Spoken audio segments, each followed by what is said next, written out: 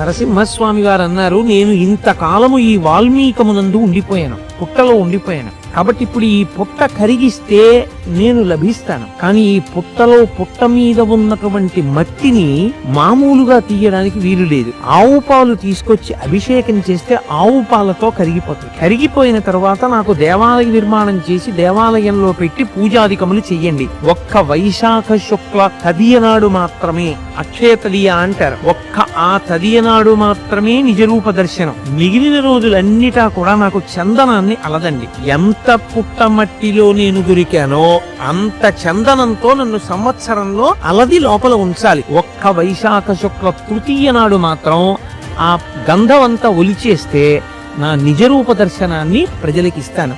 ఆనాడు భక్తులైనటువంటి వారు ఎవరు నన్ను దర్శనం చేస్తారో వాళ్ళకి నా దివ్యమైనటువంటి అనుగ్రహము లభిస్తుంది. నరసింహస్వామి గారు అన్నారు,